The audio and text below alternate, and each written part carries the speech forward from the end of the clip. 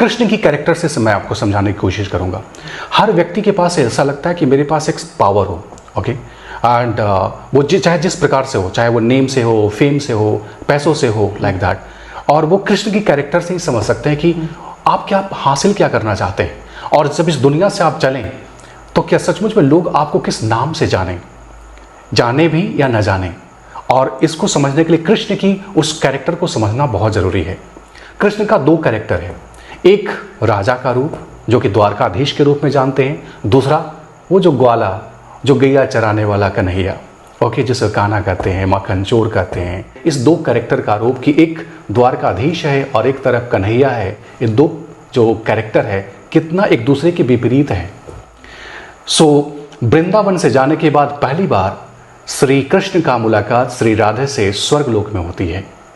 जो ही नजर श्री कृष्ण की श्री राधे पे पड़ी, मानो श्री कृष्ण सकपका गए हों, परंतु जो ही नजर श्री राधे के श्री कृष्ण पे पड़ी, मानो श्री राधे के होठों पे मुस्कान सी छा गई।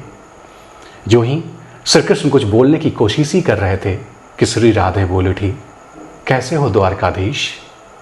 जो राधा उन्हें बचपन में कान्हा कान्हा कह के बुलाया करती थी, उनकी जुबा से पहली बार द्वारकाधीश का संबोधन मानो श्री कृष्ण को भीतर तक घायल कर गया हो। श्री कृष्ण श्री राधे से बोलते हैं, राधे तुम तो मुझे द्वारकाधीश ना कहा करो, मैं तो तुम्हारे लिए आज भी वही कान्हा हूं। आओ बैठते हैं, कुछ तुम अपना कहो, कुछ मैं अपना कहता हूं। पता है, जब जब भी तुम्हारे यादें आती थी, मेरी आंखों से आंसुओं की बूंदें निकल आते थे। इतना सुनते ही श्री राधे बोल उठी, द्वारकाधीश मेरे साथ कभी ऐसा नहीं हुआ। क्यों, मैं भूला ही कब था जो तुम मुझे याद आते। रोया इसलिए नहीं कि कहीं मेरे आंखों के आंसुओं के सहारे तुम न निकल जाओ।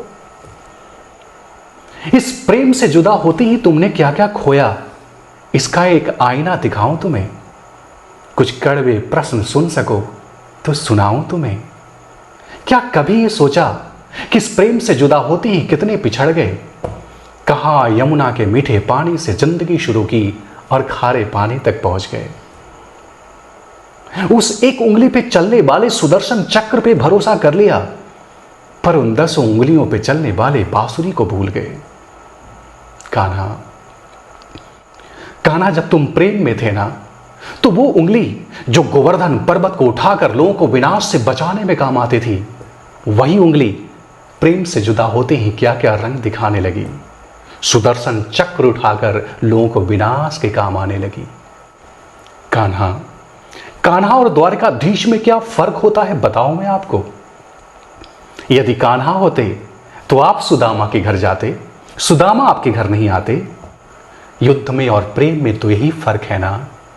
युद्ध में हम मिटाकर जीतते हैं, परंतु प्रेम में हम मिटकर जीतते हैं। अभी तो दोनों का उद्देश्य एक ही है, दोनों का उद्देश्य है जीतना। परंतु जो मिटाकर जीतता है उसे खोने के लिए कुछ नहीं होता, और जो मिटकर जीतता है